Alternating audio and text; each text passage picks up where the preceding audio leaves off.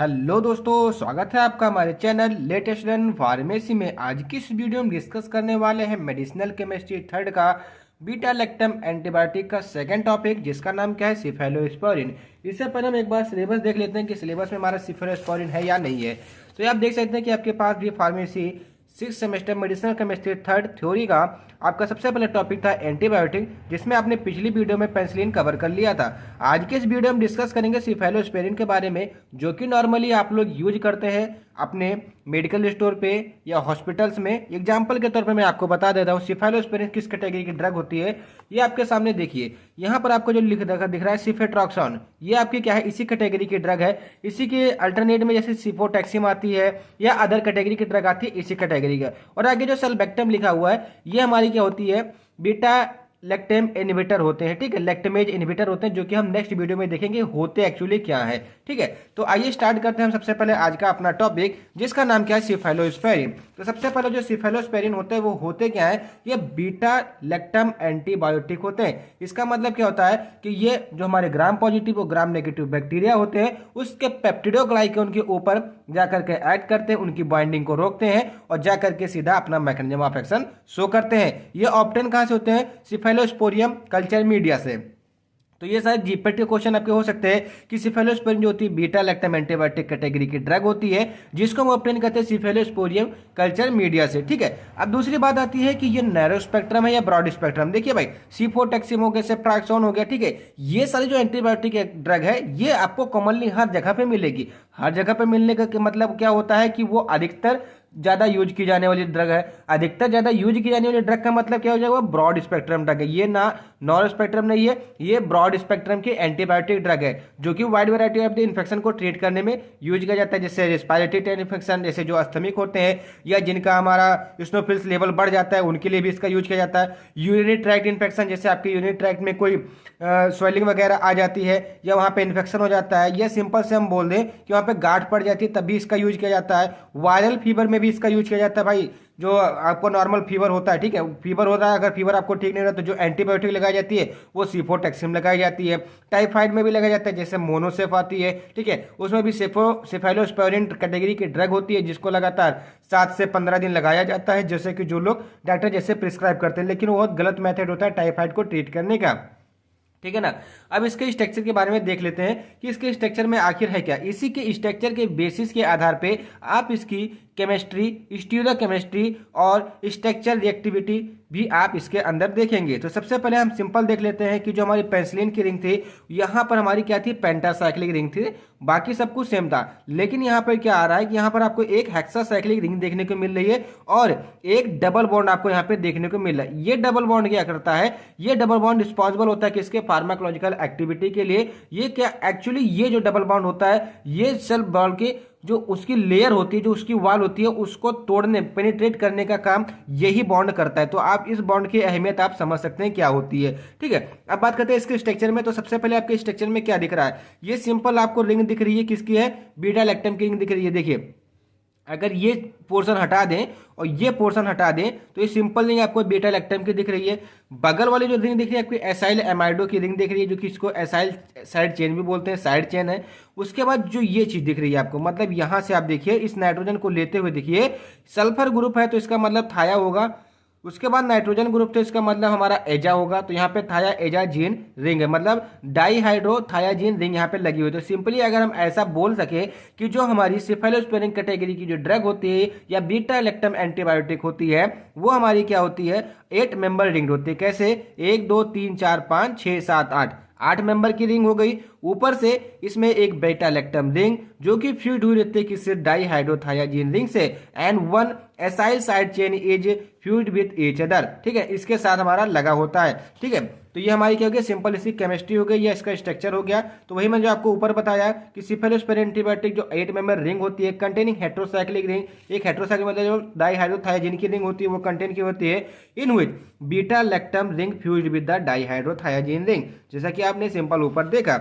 उसके बाद इसकी हिस्ट्री के बारे में बात करें तो सबसे पहले 1945 में इटालियन साइंटिस्ट जिसका नाम था ग्यूसेप्पे ब्रूटैल्जो, ठीक है। इन्होंने सबसे पहले क्या किया था, एक कल्चर मीडिया प्रिपेयर किया था जिसका नाम क्या था, सिफेलोस्पोरियम एक्रीमोनियम। ठीक है, ये जो कल्चर मीडिया था, इन्होंने कल्चर मीडिया का मतलब एक्सपेरिमेंट कर रहे थे, तब उन्होंने देखा कि ये जो कल्चर मीडिया, इसमें जो हमारे बैक्टीरिया बन रहे हैं, मतलब बैक्टीरिया जो पैदा हो रहे हैं, वो बैक्टीरिया जाकर ग्राम पॉजिटिव और ग्राम नेगेटिव बैक्टीरिया दोनों के ऊपर इफेक्ट कर रहे हैं। अब उन्होंने देखा कि जैसे इफेक्ट कर रहे हैं तो इसका इफेक्ट, क्योंकि बैक्टीरिया तो हमारी एंटीबायोटिक है, उसके उस समय तो 1945 में उनको तो पता नहीं था कि हमारी एंटीबायोटिक ही निकल जाएगी। तो इन्होंने क्या किया, पहले उनकी ग्रोथ को चेक किया, मतलब उन्होंने देखा कि gram positive gram negative bacteria के ऊपर सिफेलोस्पोरियम एक्रोमोनियम का क्या इफेक्ट आ रहा है, मतलब कहीं उसको इनहिबिट कर रही है या उसको बढ़ावा तो नहीं दे रही है। तो उन्होंने देखा कि जो हमारी सिफेलोस्पोरियम एक्रोमोनियम है, इसका नाम है बार बार इसलिए दोहरा रहा हूं कि ताकि आपके दिमाग में बैठ जाए, वो जो हमारी gram positive gram negative bacteria है उसको इनहिबिट कर रही है, मतलब उससे ग्रोथ को इनहिबिट कर रही है। तो यहां से शुरुआत हुई थी हमारी जो सिफेलोस्पोरिन कैटेगरी की ड्रग है, जो कि आज की ब्रॉड स्पेक्ट्रम की ड्रग बन चुकी है। नॉर्मली आप उसको यूज करते हैं, 1945 में इटालियन साइंटिस्ट ने खोज की थी इसकी। ठीक है, बेसिकली इसको इंटेक नहीं करना चाहिए, बहुत ही डायरेस्टिक कंडीशन ऐसी आ जाए तभी इसको इंटेक करना चाहिए, वरना एंटीबायोटिक का यूज नहीं करना चाहिए, क्योंकि एंटीबायोटिक जो होती है हमारी बॉडी के ऊपर जितना इफेक्ट देती है उतना ही वो हमारी बॉडी के साथ खिलवाड़ भी करती है। ये हमारा अलग का टॉपिक हो जाएगा। अलग का टॉपिक होने का मतलब है कि थोड़ा इसको बाद में डिस्कस भी कर सकते हैं। ठीक है, उसके बाद बात आती है इसके दूसरे कैटेगरी, मतलब दूसरे हिस्ट्री की। तो इन 1948 मतलब 1948 में अब्राहम एंड न्यूटन नाम के दो साइंटिस्ट थे, जिन्होंने सबसे पहले क्या किया, सिंथेटिक एंटीबायोटिक बनाई। मतलब उन्होंने तो कल्चरल बनाई थी, इन्होंने क्या किया, एक सिंथेटिक एंटीबायोटिक बनाई सिफेलोस्पायरिन कैटेगरी की ड्रग, और कहां से, सिफेलोस्पोरियम कल्चर से इन्होंने ऑब्टेन किया। अब आइए इसके नॉमेनक्लेचर के बारे में देखते हैं। तो सिंपली आप यहाँ पे देख सकते हैं कि आपकी एक बीटा लैक्टम रिंग है, जिसके साथ में आपकी क्या, डाइहाइड्रोथायाजिन की रिंग लगी हुई है। ठीक है, उसके साथ में एक आपका कार्बोक्सिलिक ग्रुप R1 ग्रुप। ठीक है, यहाँ पर R3 यहाँ पर R2, मतलब यहाँ पर आपके 3 सब्स्टिट्यूएंट या 3 हमारे R ग्रुप लगे हैं जहां पे सब्स्टिट्यूशन एडिशन हो सकता है। अब इसका पहले नॉमिनेशन कर देते हैं। ठीक है, according to the European pharmacopoeia, ठीक है, यूरोप के फार्माकोपिया के आधार पे जो हम नंबरिंग करेंगे वो नाइट्रोजन के हिसाब से करेंगे। अगर केमिकल एब्स्ट्रैक्ट के आधार पे अगर हम करेंगे तो हम सल्फर से स्टार्ट करेंगे। तो हम सीधा यहाँ पे फार्माकोपिया के आधार पे चलते हैं। तो सबसे पहले नंबरिंग कर लीजिए। नाइट्रोजन को नंबर 1 दिया, उसके बाद 2 3 4 5 6 7 8 मेंबर रिंग हो गई। ठीक है, अब ये देखिए पहले पोजीशन पे आपका नाइट्रोजन लगा हुआ है, तो यहाँ पर आपका आ जाएगा 1 एजा, नाइट्रोजन को बोलते हैं एजा। उसके बाद आगे बढ़ते चलते हैं, बढ़ते चलते देखते हैं, फिर 5 नंबर पे हमारा क्या लगा हुआ है, थाया, मतलब सल्फर ग्रुप लगा हुआ है। तो 5 थाया 1 एजा, यहाँ तक समझ में आया कि 5वें पोजीशन पे हमारा सल्फर ग्रुप लगा हुआ है और हमारी पहली पोजीशन पे हमारा एजा ग्रुप लगा हुआ है। तो इसका मतलब क्या हुआ, 5 थाया 1 एजा हो गया। अब दूसरी बाईसाइक्लो कैसे आया, बाईसाइक्लो देखो यहाँ पे बाईसाइक्लो का मतलब देखिए, एक साइकिल ये है, एक साइकिल ये है, मतलब 2 साइकिल आपस में, एक टेट्रासाइक्लिक रिंग है, एक हेक्सासाइक्लिक रिंग है, तो ये हमारी करेगी बाईसाइक्लो। ठीक है, अब देखिए यहाँ पर ऑक्ट आया, ऑक्ट का मतलब क्या हुआ, यहाँ पर 8 टोटल कार्बन है। अब गिनिए 1 2 3 4 5 6 7 8 कार्बन हो गए। 8 कार्बन का मतलब ऑक्टेन होता है। क्योंकि यहाँ पर आपका एक डबल बॉन्ड दिया हुआ है, इसलिए यहाँ पे 2 इन, मतलब दूसरी पोजीशन पे हमारी एक डबल बॉन्ड लगी हुई है। तो इसका सिंपल नॉमेनक्लेचर इस तरह से हो सकता है कि 5 थाया 1 एजा बाईसाइक्लो ऑक्ट 2 इन। ठीक है, इसका जो अदर स्टीरियो केमिस्ट्री के आधार पे भी हम देखेंगे तो यहाँ पर भी हम ऑक्सीजन को ऑक्सा जोड़ सकते हैं। ठीक है, और आगे हमारी 2.0.8 करके कुछ हमारी नॉमिनेशन होगी, उसको आगे हम चल के देखते हैं। इतना आपको समझ में आया कि नहीं आया। अब दूसरी बात देखिए, इसी स्ट्रक्चर में देखते चलिए कि जो हमारी सिफेलोस्पोरिन कैटेगरी की ड्रग है वो बाईसाइक्लिक रिंग है, ये समझ में आ गया। ऊपर से यहाँ पे एक रिंग ये, एक रिंग ये। देखिए रिंग का स्ट्रक्चर कैसे हम देखते हैं कि ए है, कौन सा भी है। देखो यहाँ पर आपको बड़े भाई छोटे भाई के आधार पे लेकर चल रहा है। यहाँ पर आप देख सकते हैं कि आपका यहाँ पे 6 कार्बन की रिंग है और ये आपकी केवल 4 कार्बन की रिंग है। तो बड़ा इसमें कौन हुआ, 6 कार्बन हुआ ना, क्योंकि उसके पास ज्यादा कार्बन है तो ये बड़ा भाई हो गया। इसके पास 4 कार्बन तो छोटा भाई हो गया। तो बड़ा भाई ऊपर, छोटा भाई नीचे। उसी प्रकार से बड़े भाई को ए दे दिया और बड़े भाई और छोटे भाई को अपने बी नॉमिनेशन दे दिया। ठीक, तो पहली बात आ गई कि ये बाईसाइक्लिक रिंग होते हैं जिसमें कि ring A fuse with ring B, मतलब रिंग बी के साथ फ्यूज होती है। और जो उसमें रिंग ए होती है वो डाइहाइड्रोथायाजिन की रिंग होती है, जैसे कि आप यहाँ पे देख सकते हैं। और जो हमारी रिंग बी होती है वो हमारी बीटा लैक्टम की रिंग होती है, जो कि हमारा आप देख सकते हैं। ये सारी चीजें जो होती है इसके फार्माकोकाइनेटिक प्रॉपर्टीज, मतलब एमाइनो एसाइड ग्रुप जो होते हैं, ठीक है, एमाइड ग्रुप होते हैं, ये क्या होते हैं, इसके फार्माकोकाइनेटिक प्रॉपर्टीज को एक्सीहिट करते हैं, या इंक्रीज करेंगे या डिक्रीज करेंगे। ठीक, अब बात आती है कि अगर हम जो डाइहाइड्रोथायाजिन की जो यहाँ पर डबल बॉन्ड है इसको सैचुरेट कर दें तो क्या होगा। देखिए यहाँ पे मैंने थोड़ी गलती की हुई है, इसको मैं आपको नोट्स में सही करके दूंगा। यहाँ पर आप सिंगल बॉन्ड कर लीजिए। देखिए यहाँ पर आपको सब कुछ मिलेगा। अगर कुछ गलती भी होगी तो भी आपको यहाँ पे उसका सॉल्यूशन मिलेगा। अगर आपने डाईहाइड्रोथायाजीन की रिंग को अगर नॉर्मली आपने सेचुरेट कर दिया तो इसका इफेक्ट क्या होगा, ये जो रिंग बन जाएगी वो सीफैम की रिंग बन जाएगी। और सीफैम मैंने आपको फर्स्ट वीडियो में ही बताया था कि इस जो हमारी ये रिंग सीफैम होती है, ये हमारी अलग कैटेगरी की एक एंटीबायोटिक होती है। ये हमारे सिलेबस में नहीं है, लेकिन आगे चल के हो सकता है कि एक आध दो ड्रग के बारे में इसके बारे में बताया जाए। ठीक है, तो सिंपली अगर हम इसके सेचुरेट कर दें तो हमारी सीफैम की रिंग हो जाएगी। ठीक है, अब इसकी स्टीरियोकेमिस्ट्री की बात करें तो स्टीरियोकेमिस्ट्री कैसे निकाला जाता है, क्या क्या लिखा जाता है, ये मैंने आपको फर्स्ट वीडियो में बताया था। टोटल हमारी 57 मिनट की वीडियो थी। कुछ लोगों का कमेंट आया कि बहुत ज्यादा बड़ी वीडियो थी, इसलिए मैंने इस वीडियो में थोड़ा शॉर्ट में आपको बताया हुआ है। सिंपली आप एक स्ट्रक्चर ड्रॉ कीजिए, किसका, जो इसका बेसिक स्ट्रक्चर हो। ठीक है, न्यूक्लियस, सीधा बोले तो न्यूक्लियस कीजिए, न्यूक्लियस ड्रॉ कीजिए। बीटा लैक्टम रिंग, डाईहाइड्रोथायाजीन की रिंग, ठीक है, उसके साथ NH CO R ये रिंग, उसके बाद हमारे 3 यहाँ पे सब्स्टिट्यूट R लग रहे होंगे। ठीक, अब देखिए यहाँ पर हमको कायरलिटी कैसे चेक की जाती है। सिंपली आप देखिए कि कार्बन नंबर 6 पर आपका क्या है, कायरल कार्बन है। कैसे कायरल कार्बन है, यहाँ पर आप देखिए 6 आप ढूंढिए, कहाँ पर है, कहाँ पर आप ढूंढिए ढूंढिए ढूंढिए ढूंढिए 1 2 3 4 5 6। ठीक, ये आपका 6 है, तो यहाँ पर आपने कार्बन लगा दिया। इस पोजीशन पे देखेंगे आप CH2 लगा, तो इधर हमने CH2 कर दिया। ऊपर की पोजीशन पे हमेशा एक H लगा होता, तो यहाँ पर हमने H कर दिया। इधर साइड में देखेंगे एक सल्फर ग्रुप लगा, तो हमने सल्फर कर दिया। और नीचे के साइड में देखेंगे तो आपको एक नाइट्रोजन ग्रुप लगा है, नाइट्रोजन कर दिया।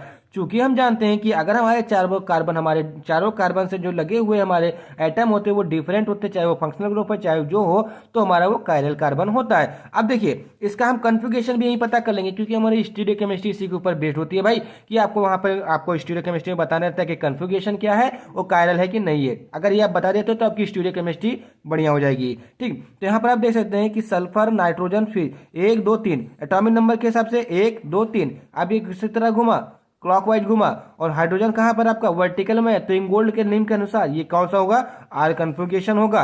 होगा कि नहीं होगा, होगा ना। अब आगे देखते हैं हम। देखिए आपको एक चीज कंफ्यूज हो रही होगी कि ये आपको कैसे, मतलब हमने बता दिया आपको। सिंपली अगर यहाँ पे देखना हो तो अगर यहाँ पर आप सिंपली कार्बन ड्रॉ कीजिए, किया, उसके बाद एक सल्फर लगाइए, लगाया, जैसे यहाँ पर आपका ये कार्बन, ये आपका सल्फर लगा हुआ है। इधर आप हाइड्रोजन ले सकते हैं, आपने ले लिया। नीचे के साइड में देखेंगे आप तो आपके पास कुछ नहीं है, एक CH ग्रुप है। ठीक, बगल में भी आपके कुछ नहीं है, कुछ नहीं है, तो ये क्या आपका हुआ कायरल मॉलिक्यूल, नहीं हुआ। और दूसरी चीज यहाँ पे डबल बॉन्ड हो जाता है, तो उसके साथ में होने वाले कार्बन हमारे कायरल कार्बन नहीं रह जाते हैं। यहाँ पे तो हमारे कोई कार्बन है ही नहीं हमारे यहाँ इस पोजीशन पे, फर्स्ट पोजीशन पे, और ना हमारे इस वाले पोजीशन पे कोई हमारे कार्बन है, तो इसलिए कायरल कार्बन नहीं है। सिंपली यहाँ पर आप 7 नंबर पे देख सकते हैं कि हमारे कायरल कार्बन है। अभी हम देखते हैं कि हमारे 7 नंबर पे तो कायरल कार्बन भी है, लेकिन अभी अब तक हमने 6 नंबर देखा, तो 7 नंबर में भी आगे चल के हम देखते हैं कैसे कायरलिटी चेक कर। अब बताया हुआ C7 नंबर, मतलब जो कार्बन नंबर 7 है वो भी कायरल कार्बन है। कैसे कायरल कार्बन है, सिंपली हम स्ट्रक्चर के माध्यम से यहाँ पे देखते हैं। कायरल नंबर 7 पे आप यहाँ पे देख सकते हैं कि कार्बन है, कार्बन के ऊपर आपका एक R है। ये R आपका क्या हो सकता है, कोई एल्किल ग्रुप हो सकता है, या कोई हाइड्रोक्सिल ग्रुप हो सकता है, कोई फंक्शनल ग्रुप हो सकता है। उसके बाद नीचे आप देखेंगे CHO ग्रुप, मतलब एल्डिहाइडिक ग्रुप लगा हुआ है। वैसे तो ये कीटोन का ग्रुप है, लेकिन अगर हम CH यहाँ पे लगा होता है, कीटोन भी ले सकते हैं, एल्डिहाइडिक भी ले सकते हैं, फिर भी हमारा कायरल मॉलिक्यूल तो बन रहा है ना। उसके बाद बगल हम देख रहे हैं तो नाइट्रोजन लगा हुआ है, तो सिंपली वही यहाँ पर आप देखिए कि कायरल सेंटर यहाँ पे कार्बन है, बगल में CH2 लगा हुआ है, ऊपर R की जगह OH रख सकती है, और नीचे आपने CHO ग्रुप या सिंपली आपने कोई कीटोनिक ग्रुप लगा दिया, और बगल में आपका नाइट्रोजन है। तो चारों कार्बन आपके क्या हो गए, कार्बन से लगे जितने एटम हो गए डिफरेंट डिफरेंट हो गए। तो इसका मतलब क्या है, आपका कायरल कार्बन है कि नहीं है। सिंपल बोल सकते हैं कि हाँ हमारे ये कायरल कार्बन है। अब इसकी हम सिंपली क्या करेंगे, इसकी हम कॉन्फ़िगरेशन चेक करेंगे। तो कॉन्फ़िगरेशन चेक करने पे आप देख सकते हैं कि हमारा कौन सा घूम रहा है, ये क्लॉकवाइज घूम रहा है, क्योंकि एक के बाद 2, 2 के बाद 3। ठीक है, यहाँ पर आप ऐसे देख सकते हैं, यहाँ पे एक अगर यहाँ पर OH लगा रहे हैं तो क्योंकि अगर हमारे यहाँ पे फंक्शनल ग्रुप नहीं है, एल्किल ग्रुप नहीं है, बल्कि ग्रुप नहीं है, तो अगर हमारा यहाँ पे कोई सिंगल कट है, जैसे ऑक्सीजन हो गया, नाइट्रोजन हो गया, सल्फर हो गया, ऐसे ग्रुप प्रेजेंट होते हैं, तो उसकी हम प्रायोरिटी किस हिसाब से देते हैं, उसके एटॉमिक नंबर के हिसाब से देते हैं। ठीक है, तो ऑक्सीजन मान लीजिए आपने यहाँ पर ऑक्सीजन हो गया।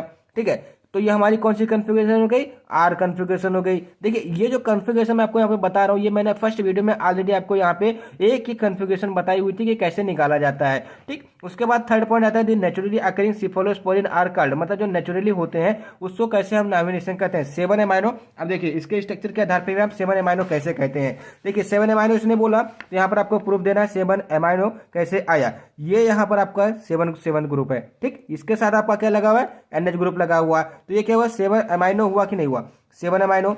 8 ऑक्सो 8वें ग्रुप पे आपका कीटोन ग्रुप लगा, ऑक्सीजन ग्रुप लगा, 8 ऑक्सो आपने लगाया। 5 थाया 5वीं पोजीशन पे सल्फर ग्रुप तो थाया लगाया। 1 एजा पहली पोजीशन पे आपका क्या लगा हुआ है, नाइट्रोजन ग्रुप तो 1 एजा हो गया। ठीक है, बाईसाइक्लो मतलब 2 साइक्लिक रिंग है। उसके बाद क्या है बाईसाइक्लो 4.2.0 ऑक्ट 2 कार्बोक्सिलिक एसिड, दूसरे पोजीशन पे कार्बोक्सिलिक एसिड है। ठीक, तो यहाँ पर आपका ये नेचुरली अकरिंग जो हमारे सिफेलोस्पोरिन होते हैं उसको हम 7 अमाइनो 8 ऑक्सो 5 थाया 1 बाय एजा बाईसाइक्लो 4.2.0 ऑक्ट 2 कार्बोक्सिलिक एसिड बोलते हैं। अब देखते हैं इसकी स्ट्रक्चर एक्टिविटी रिलेशनशिप के बारे में।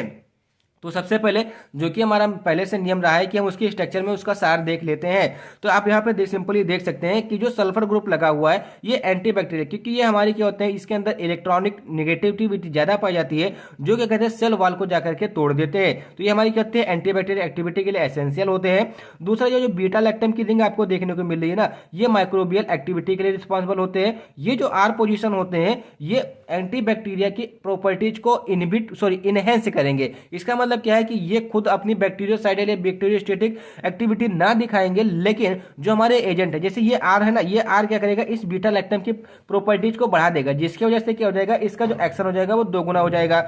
उसके बाद जो आपको कार्बोक्सिलिक एसिड ग्रुप आप देख रहे हैं ये साल्ट फॉर्मेशन के लिए रिस्पॉन्सिबल होता है। अब साल्ट फॉर्मेशन का क्या मतलब होता है, अगर आपकी बॉडी में किसी भी ड्रग का साल्ट फॉर्मेशन होता है तभी वो यूरिनेशन के माध्यम से या बाइल एसिड के माध्यम से आपसे बॉडी के इलिमिनेट हो सकती है, अदरवाइज वो इलिमिनेट नहीं होगी अगर सिंपल ऐसी पड़ी रहेगी। अगर ऐसी कंडीशन आती है कि भाई ये जो हमारी ड्रग है ये हमारी आउट नहीं हो रही है तो हम इसको साल्ट फॉर्मेशन के लिए उसके साथ कोई ना कोई हम इनहेंसर देते हैं। ठीक है, तो सिंपली आपने ये जान लिया। और ये जो आर ग्रुप होता है पोटेंशियल के लिए होता है, और जो आपकी NH ग्रुप होती है ये क्या होता है हाइड्रोफिलिक इन नेचर होता है, जो क्या करते हैं सेल के अंदर उसको तैराने का काम करते हैं, मतलब उसको मूवमेंट के लिए रिस्पॉन्सिबल होते हैं। ठीक है, तो the double bond between the carbon number 2 carbon number 3 shifting to saturation, अगर सेचुरेट कर देते हैं तो उसकी जो एंटीबैक्टीरियल एक्टिविटी हो जाएगी वो घट जाएगी। यहाँ पर हमारा क्या बनेगा सी फाइन बन जाएगा। ठीक है, R2 पोजीशन पे अगर R2 पोजीशन हम सिंपली देखें तो ये वाली पोजीशन आपको दिखाई दे रही है। यहाँ पे कोई हाइड्रोजन क्लोरीन CH3 या CH3COH ग्रुप लगाते हैं तो इसकी जो स्टेबिलिटी हो जाएगी वो बढ़ जाएगी, क्योंकि ये एसिडिक इन नेचर हो जाएगा। और जब इसकी स्टेबिलिटी बढ़ेगी तो प्रोटीन बाइंडिंग भी इसकी क्या हो जाएगी डिक्रीज हो जाएगा, और जब इसकी डिक्रीज प्रोटीन बाइंडिंग होती है सिंपल सी बात है इसकी फार्माकोडायनामिक प्रॉपर्टीज भी घटेगी। उसके बाद R2 पे अगर हम पायरिडीन की रिंग लगा दें, मतलब जो आपको R2 यहाँ पे दिख रहा है यहाँ पर अगर आप पायरिडीन की रिंग लगा देंगे तो क्या हो जाएगी इसकी ओरल ऑब्जर्वेबिलिटी कम हो जाएगी, लेकिन पेरेंटल ऑब्जर्वेबिलिटी बढ़ जाएगी। पेरेंटल मतलब पेरेंटल में तो ऑब्जर्वेशन होता है नहीं, सिंपल सी बात है, लेकिन उसका मैकेनिज्म ऑफ एक्शन जो हो जाएगा वो बढ़ जाएगा, मतलब उसका साइट ऑफ एक्शन बहुत ज्यादा आपको देखने को मिलेगा। अगर हम सल्फर ग्रुप को ऑक्सीजन के साथ रिप्लेस कर दें तो इसकी जो एंटी माइक्रोबियल एक्टिविटी हो जाएगी वो बढ़ जाएगी। क्यों? क्योंकि सल्फर का जो इलेक्ट्रोनेगेटिविटी पावर होता है कम होता है एज कम्पेयर टू ऑक्सीजन, क्योंकि ऑक्सीजन के पास 2 लोन पेयर इलेक्ट्रॉन होता है और इसकी वजह से जो उसकी इलेक्ट्रोनेगेटिविटी होती है वो ज्यादा होती है। अब जब इलेक्ट्रोनेगेटिविटी ज्यादा होगी तो सेल वॉल को जाकर सीधा इनहिबिट करेगा और आपकी एंटी माइक्रोबियल एक्टिविटी बढ़ जाएगी। कार्बन नंबर 7 पे पोजीशन नंबर R3 जैसा कि आप यहाँ पे देख सकते हैं। ठीक है, ये लगा हुआ है आपका कार्बन नंबर 7, यहाँ पर R3 लगा हुआ है। अगर यहाँ पर हम कोई मेथॉक्सी ग्रुप मतलब CH3OH ग्रुप लगाते हैं तो इसकी एक्टिविटी बढ़ जाएगी against the gram positive bacteria, और ग्राम नेगेटिव बैक्टीरिया के प्रति इसकी एक्टिविटी घट जाएगी। R1 की जगह पर अगर कोई सल्फोनिक ग्रुप आप लगाते हैं तो ये हमारी स्यूडोमोनास एल्गोसाइड जो कि ग्राम नेगेटिव बैक्टीरिया होते हैं इसके प्रति इसकी एक्टिविटी बढ़ जाएगी। और एक बात, स्यूडोमोनास एल्गोनेशिया जो होते हैं आपके पेरेंटल डोसेज फॉर्म होती है उसमें बहुत ही ज्यादा डेवलप कर सकते हैं। उसके बाद अगर आप R1 की जगह पर कोई NH2 ग्रुप लगाते हैं तो इसकी एंटीबैक्टीरियल एक्टिविटी बढ़ जाएगी। तो सिंपल ये था इसका सार। उसके बाद आते हैं इसके केमिकल डिग्रेडेशन की ओर। तो सबसे पहले इसमें एसिड हाइड्रोलिसिस के बारे में जानते हैं। तो एसिड हाइड्रोलिसिस अगर सिफेलोस्पेरिन की होती है तो ये हमारे क्या बनाते हैं D alpha amino adipic acid और कार्बन डाइऑक्साइड रिलीज करते हैं और अमोनिया आपका यूरिनेशन के माध्यम से बाहर चला जाता है, और जो आपका ये बचता है D alpha amino adipic acid ये इनएक्टिव फॉर्म में आपकी बॉडी के अंदर पड़ा रहता है। तो सिंपली आप देख सकते हैं कि सिफेलोस्पोरिन का ये आपकी रिंग है, ठीक है, थायोजोलिडीन की रिंग, बीटा लैक्टम की रिंग, उसके बाद आपका यहाँ पे जो amyl acid acyl amide ring लगी हुई, मतलब सॉरी एसाइल एमाइड सब्स्टिट्यूएंट लगे हुए हैं। उसके बाद यहाँ पर R3 की पोजीशन पे आपका यहाँ पे एक ग्रुप लगा हुआ है, ठीक, सिंपल ये था। अब इसको क्या किया आपने, एसिड के माध्यम से क्या किया, इसकी हाइड्रोलिसिस करवा दी, और जैसे ही आपने इसकी हाइड्रोलिसिस करा दी तो ये यहाँ से टूट गया।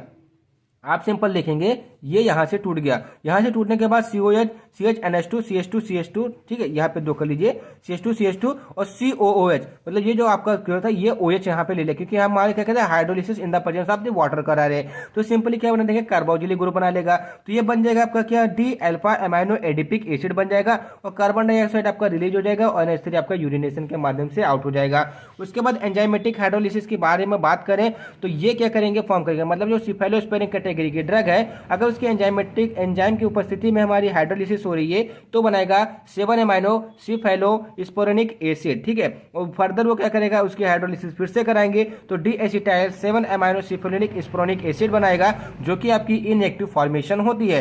तो सिंपली आपका सिफेलोस्पोरिन उसकी एसाइक्लेज हाइड्रोलिसिस कराई जा रही है, तो सिंपली आप बना रहा है 7 ACA। 7 ACA का मतलब क्या है, 7 एमाइनो सिफेलोस्पोरिन एसिड बना रहा है। अब इसकी फर्दर हम एसिड हाइड्रोलिसिस करेंगे तो यह क्या बना देगा, लैक्टोन बना देगा, जो कि आप जानते हैं कि इलेक्ट्रॉन हमारे बॉडी के अंदर इनएक्टिव फॉर्म में पड़े हुए होते हैं, जिसका स्ट्रक्चर कुछ इस टाइप से होता है, ठीक। तो ये आपकी क्या हो जाएगी, आपकी केमिकल डिग्रेडेशन हो जाएगी। अब इसके बाद आती है एंजाइमेटिक हाइड्रोलिसिस के बाद इसमें आता है रिडक्शन। अब रिडक्शन करने के बाद क्या मिलता है, मतलब ये भी एक प्रकार का डिग्रेडेशन है कि रिडक्शन पे क्या हुआ। सिंपली आपकी क्या है, सिफेलोस्पोरिन C की रिंग है, ठीक है, इसका आपने क्या किया, रेनिल लिकिन और हाइड्रोजन के साथ इसकी रिएक्शन करा दी और थोड़ा सा आपने हीट दे दिया। बॉडी के अंदर तो हीट ऑलरेडी है ही आपके 37 डिग्री सेंटीग्रेड में। उसके बाद इसने क्या बनाया, डी अल्फा एमाइनो डिपिक एसिड, जैसा कि एसिड हाइड्रोलिसिस में बनाया था सेम उसी प्रकार से बनाया, लेकिन इसने कुछ यहाँ पर हमारे क्या बना दिए, एमाइनो एसिड बना दिए, एल एलानिन बना दिया, और डी हमारा सॉरी वेनालिन, डी एल वेनालिन बना दिया और एल एनालिन बना दिया। अब इससे क्लासिफिकेशन के बारे में बात करते हैं तो इसका जो क्लासिफिकेशन होता है उसको हम स्पेक्ट्रम के आधार पर कर सकते हैं, जैसे ब्रॉड स्पेक्ट्रम करते थे उसी प्रकार से स्पेक्ट्रम के आधार पर मैं इसमें first generation, second generation, third generation है, फोर्थ जनरेशन के बारे में भी यहाँ पे उसके बेसिस पे क्लासिफिकेशन करेंगे और जानेंगे कि क्या होता है एक्चुअली में। तो जो सिफेलोस्पोरिन होती है क्लासिफाइड तो fourth generation, first generation, second generation, third generation, extended generation, जिसको आप फोर्थ जनरेशन भी बोलते हैं, ठीक है। इसमें अधिकतर कैटेगरी थर्ड जनरेशन और फोर्थ जनरेशन की यूज की जा रही है, ठीक। तो सबसे पहले आता है फर्स्ट जनरेशन। तो ये क्या होता है, इसका जो एक्टिविटी होती है वो ग्राम पॉजिटिव बैक्टीरिया के प्रति बहुत ही ज्यादा होती है और ग्राम नेगेटिव बैक्टीरिया के प्रति बहुत ही कम होती है। तो सिंपली हम बोल सकते हैं जो फर्स्ट जनरेशन की ड्रग होती है वो ग्राम पॉजिटिव बैक्टीरिया जैसे स्टेरोफाइलोकोकस हो गया, ठीक है, उसको जल्दी क्या करेगी, उसको काट दो, मतलब खत्म करने की कोशिश करेगी, और लेकिन वहीं पर ग्राम नेगेटिव बैक्टीरिया के प्रति इसकी जो एक्टिविटी होगी वो पुअर होगी। पुअर तो मॉडरेट का मतलब क्या है, थोड़ी एवरेज टाइप की होगी।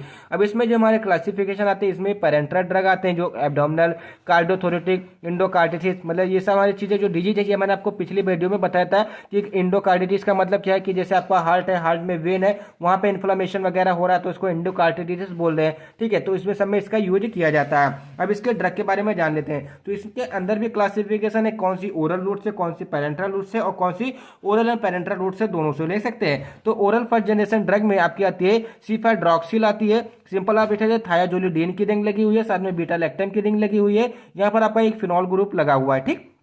ये आपकी क्या जगह सिफेड्रॉक्सिल हो जाएगी। उसके बाद इसमें दूसरी ड्रग आती है सिफालैक्सिल आती है, कुछ नहीं है, सिंपली आप देख सकते हैं कि यहाँ पर आपका स्ट्रक्चर बिल्कुल सेम है, ठीक, बिल्कुल आपका स्ट्रक्चर एकदम सेम। देखिए यहाँ पे बेंजीन की रिंग है CH, ठीक, CnH2, C डबल मांडो NH, बीटा लैक्टम की रिंग, थायाजोलिडीन की रिंग, और यहाँ पर आपका CH3, यहाँ पे CH3, यहाँ पे COH ग्रुप, ठीक, यहाँ पर हो गया। उसके बाद सिफाइलोग्लाइसिन की भी रिंग आप यहाँ पे देख सकते हैं, सिंपली CH3 की जगह पे CH2CO CH3 यहाँ पे लगा दिया गया है। उसके बाद पेरेंट्रल रूट से जो ड्रग ली जाती है वो वहाँ उसमें ड्रग आती है सिफाजोलिन आती है और सिफोलुथिन आती है, जिसका स्ट्रक्चर कुछ इस प्रकार से आप देख सकते हैं, ठीक। उसके बाद ओरल पेरेंट्रल ड्रग आती है जिसमें सेफ्रिडीन आ गई, सेफ्रिडीन का स्ट्रक्चर भी इस तरह आपको इस स्ट्रक्चर की प्रैक्टिस सीधा बीटा लैक्टम की रिंग बनाइए, थायाजोलिडीन डाइहाइड्रोथायाजोलिडीन की रिंग बनाइए, NH, यहाँ तक तो आपका वही रिंग है सिफेलोस्पोरिन, सिफ्यूरान की रिंग, आर की जगह पर आप CH NH2 और यहाँ पर आप बेंजीन की रिंग लगा दीजिए, ये आपका जगह सिफेपिरिडीन। ठीक है, उसके बाद हमारी आती है सेकंड जनरेशन की ड्रग, जो इसका भी यहाँ पर है। सेकंड जनरेशन की जो ड्रग होती है वो हमारी एंटी मतलब जो ग्राम पॉजिटिव एक्टिविटी होती है वो कम होती है, और ग्राम नेगेटिव एक्टिविटी मतलब पॉजिटिव ग्राम नेगेटिव बैक्टीरिया के प्रति उसकी जो एक्टिविटी होती है वो ज़्यादा होती है। अब इसमें भी ओरल होता है। ठीक है, ओरल में जैसे आपका हो जाएगा सिफेक्लोर हो गया, सिफेलोक्लोर का स्ट्रक्चर आप सीधा देख सकते हैं कि यहाँ पर आपकी बीटा लैक्टम की रिंग, डाइहाइड्रोथायोजोलिडीन की रिंग, COCNH2C, देखिए सारे के सारे स्ट्रक्चर सेम है। यहाँ पर Cl मतलब R की जगह पर यहाँ पर Cl लगा दिया गया है। बाकी आप जैसे अभी आपने जैसे देखा कौन सा सिफाड्रोक्सिल देखा, सेम उसी प्रकार से आप यहाँ पे देख सकते हैं। ठीक, उसके बाद दूसरी ड्रिंक हम देखें तो सिफ्रापोराजिल हो गया। तो ठीक है, जैसे आपने यहाँ पर देखा, यहाँ पे आपने देखा कि सिफाड्रोक्सिल यहाँ पर फिनॉल ग्रुप लगा है, यहाँ पे केवल बेंजीन रिंग लगा है। उसी प्रकार से आप देख सकते हैं कि सिफाप्रोजिल में फिनॉल ग्रुप लगा हुआ है और सिफ्लोक्लोर में फिनॉल रिंग नहीं लगा, केवल बेंजीन रिंग लगी हुई है। ठीक, तो यहाँ पर आपने देखा उसका भी स्ट्रक्चर क्या है, आर की जगह पर सेल की जगह CCH3 लगा आपने यहाँ पे ऐड कर दिया, बाकी का स्ट्रक्चर सेम है। उसके पेरेंटल रोड में आपका क्या कहता है, सिफामेंडोल आता है। सिफामेंडोल की सिंपल स्ट्रक्चर आप सकते हैं कि यहाँ पर बाकी सब कुछ सेम है, बस यहीं पर आपका एक नई रिंग लग गई है। ठीक, उसके बाद इसमें सिफोक्सिडीन आता है, उसका भी स्ट्रक्चर सेम इसी प्रकार से, यहाँ पर आपकी केवल थायाजोल की रिंग लग गई है और यहाँ पर आपका CH2CONH2 ग्रुप लग गया है। पेरेंटल एंड ओरल दोनों में कॉमन जो आती है सिफोरॉक्सिम आती है, जिसका स्ट्रक्चर आप सिंपल देख सकते हैं। ठीक है, यहाँ पर आपका जो रिंग आ रही है, यहाँ पर देखिए बीटा लैक्टम की रिंग, डाइहाइड्रोथायोजोलिडीन की रिंग, CH2CONH2। ठीक, वहाँ पर NOCH3, ठीक, ऑक्साजोल की रिंग यहाँ पर आप देख सकते हैं। ठीक, सॉरी ये फ्यूरॉन की रिंग है, ऑक्साजोल की नहीं, फ्यूरॉन की रिंग है। उसके बाद जो होता है थर्ड जनरेशन की ड्रग, ये जो होती हैं ये स्पेशली होते हैं ग्राम पॉजिटिव बैक्टीरिया के लिए। इसका मतलब क्या है, इसका जो ना मॉडरेट एक्शन ग्राम नेगेटिव में होगा, ना पुअर एक्शन होगा, सिंपली ये केवल ग्राम पॉजिटिव बैक्टीरिया को ही मारेंगी। ओरली में सिफेक्जिम आती है और कोफिडिनिन आती है। सिफेक्जिम का स्ट्रक्चर आप देख सकते हैं, बीटा लैक्टम की रिंग, डाइहाइड्रोथायोजोलिडीन की रिंग, CH2 लगा हुआ है, यहाँ पर आपका एसाइल एमाइडो ग्रुप लगा हुआ है। ठीक, उसके बाद इसमें सेफिनिडीर आती है, सिंपल स्ट्रक्चर उसी प्रकार से है, कोई भी डिफरेंट इसमें आपको देखने को नहीं मिलेगा, केवल NOCH2COH की जगह पर NOH यहाँ पे लगा हुआ है। ठीक, उसके बाद पेरेंटल ड्रग आ गया। पेरेंटल ड्रग में आपकी जो ड्रग आती है सिफोटैक्सिम आती है एंड सिफोट्रोजिलिमाइड आती है। इसका स्ट्रक्चर मैं आपको ऑलरेडी कर चुका हूँ, तो बार बार उसी को स्ट्रक्चर करना वीडियो को लंबा करने की आसानी है। उसके बाद फोर्थ जनरेशन की ड्रग आती है, ये इसकी जो एक्टिविटी होती है ग्राम पॉजिटिव और ग्राम नेगेटिव दोनों प्रकार के बैक्टीरिया के लिए एक्सीलेंट एक्टिविटी होती है। इसका मतलब क्या है, ये दोनों के प्रति बहुत ही कामगार दवाइयाँ होती है। अब इसमें जो पेरेंटल रूप में आती है उसमें आती है सेफीपाइम आती है, सेफीपाइम में उसके बाद सेफोप्राइम आता है। सेफीपाइम का स्ट्रक्चर इस टाइप से होता है। सिंपली आपका यहाँ पर जैसे आपने अभी थर्ड जनरेशन के ड्रग देखिए, यहाँ पर आपकी फिर से एक आपकी काउंसिल गई पायरोल की रिंग लग गई, उसके बाद में CH3 ग्रुप यहाँ पे लग गया। सिफोपायरोल में देखिए यहाँ पर एक और पेंटासाइक्लिक रिंग आपकी जुड़ गई और ये हेक्सासाइक्लिक की रिंग बन गई। ठीक, तो ये आपके होते हैं फोर्थ जनरेशन के ड्रग। अब इससे इंपॉर्टेंट है जैसे आगे आपको सिफोटैक्सिम आ गया, पेरेंटल रूट से लिया जाता है। मॉलिकुलर फार्मा इसका C17H17N5H2O7 होता है। इसका मॉलिकुलर वेट जो होता है 395 ग्राम पर मोल होता है। स्ट्रक्चर मैं आपको ऑलरेडी बता ही चुका हूँ। ठीक है, सिफामेंडोन होता है, ये सेमी सिंथेटिक पेरेंटल एडमिनिस्ट्रेशन होता है एंड इसका जो नॉर्मल स्ट्रक्चर होता है वो C18H18N6H2O5 होता है। मॉलिकुलर वेट इसका 462 ग्राम पर मोल होता है। ठीक, इसका स्ट्रक्चर कुछ इस प्रकार से जो कि मैंने आपको ऑलरेडी क्लासिफिकेशन में बता रखा है। तो आई होप ये आपका जो सिफेलोस्पोरिन टॉपिक था ये कंप्लीट होता है, इसमें कुछ भी एडिशनल नहीं है। जो आपने क्लासिफिकेशन में ड्रग दी है वही आप इंपॉर्टेंट ड्रग में भी लिख सकते हैं। इसकी फार्माकोकाइनेटिक प्रॉपर्टी थोड़ा सा सुन लीजिए, अपने मन में बैठा लीजिए कि इसको नॉर्मली पेरेंटल रूट से लिया जाता है, ओरली रूट से भी लिया जाता है। ठीक, लेकिन ओरली रूट लेने से इसका गैस्ट्रोइंटेस्टाइनल रेजिस्टेंस होता है, जिसकी वजह से इसको पेरेंटल रूट से सुटेबली रूप से लिया जाता है। उसका इसकी हाफ लाइफ 30 to 60 मिनट होती है। मेटाबोलाइट लीवर में होता है और जो इसकी प्रोटीन बाइंडिंग 1.2 माइक्रोग्राम पर मतलब ml के हिसाब से होती है, जो कि पीक प्लाज्मा प्रोटीन कंसंट्रेशन इसकी वो 102 घंटे में आ जाती है और इसका यूरिनेशन के माध्यम से इसका एलिमिनेशन होता है। तो आई होप आपको ये सिफेलोस्पोरिन की पूरी कंप्लीट थ्योरी समझ में आ गई होगी पूरा स्ट्रक्चर के माध्यम से। तो thank you for watching the video from the latest learn pharmacy. देखिए यहाँ पर आप क्या कीजिए, डबल बॉन्ड लगा लीजिए। ओके।